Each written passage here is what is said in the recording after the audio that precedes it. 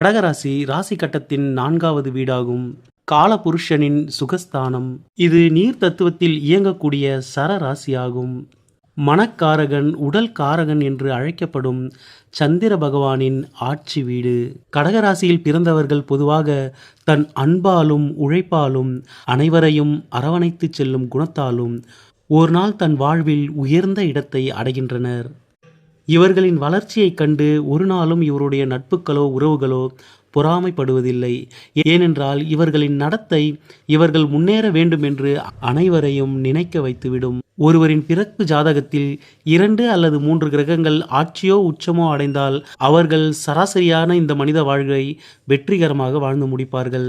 கடக ராசிக்காரர்களும் ரிஷப ராசிக்காரர்கள் மட்டுமே பிறக்கும் பொழுதே 9 கிரகத்தில் ஒரு கிரகத்தை ஆட்சியாக பெற்று பிறக்கின்றனர். இதனால் இவர்களின் மனமும் அறிவும் விசாலமாகிறது. நீங்கள் பிறக்கும் பொழுது சந்திரன் வளர்பிறை சந்திரனாக இருந்தால் உங்கள் வாழ்நாள் முழுவதும் நல்ல பலன்களை அனுபவிப்பீர்கள். அதுவே சந்திரன் தேய்பிறை சந்திரனாக இருந்தால் பாதி வயதிற்கு மேல், அதாவது வாழ்வின் பிற்பகுதியில் நல்ல பலன்களை அனுபவிப்பீர்கள். கடகராசிக்காரர்களுக்கு கடந்த 2.5 வருடம் அஷ்டம சனி நடைபெற்று வந்தது. கடந்த மாசி மாதத்துடன் அந்த அஷ்டம சனியானது முழுவதும் உங்களுக்கு முடிவு பெற்றுவிட்டது. தற்பொழுது உங்களுக்கு பல விஷயங்களில் கிளாரிட்டி கிடைத்திருக்கும். யார் நல்லவர்கள், யார் கெட்டவர்கள், கெடுதல் செய்பவர்கள் யார், நல்லவர்கள் போல் நடிப்பவர்கள் யார் என அனைத்தும் அறிந்திருப்பீர்கள். சனியின் இந்த பயிற்சிக்கு பிறகு நீங்கள் அனைத்து விஷயங்களிலும் தெளிவான முடிவெடுப்பீர்கள். அடுத்து என்ன செய்ய வேண்டும் என்பதை பற்றி தெளிவான பாதை உங்களுக்கு இப்பொழுது கிடைத்திருக்கும். புதிய வாய்ப்புகளும் இடமாற்றங்களும் ஏற்படும்.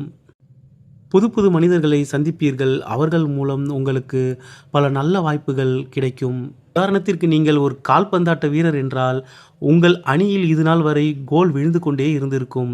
நீங்கள் டிஃபென்ஸ் மூடிலேயே இருந்திருப்பீர்கள். சனியின் பெயர்ச்சிக்கு பிறகு கோல் விழுவது நின்று இருக்கும். இதற்கு பிறகு நீங்கள் திருப்பி அடிக்கும் நேரம். ஏப்ரல் மாதம் சனி பகவான் அஸ்தமனத்திலிருந்து வெளிவந்த பிறகு உங்களின் கோல் எண்ணிக்கை அதிகரிக்கும்.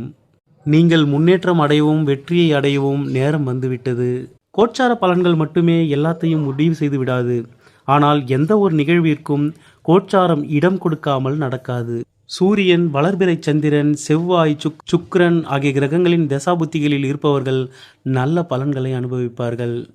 சனி, ராகு, கேது, புதன் திசைகளில் இருப்பவர்கள் சில சிரமங்களை சந்திப்பார்கள். இந்த பங்குனி மாதம் தொடங்கும் பொழுது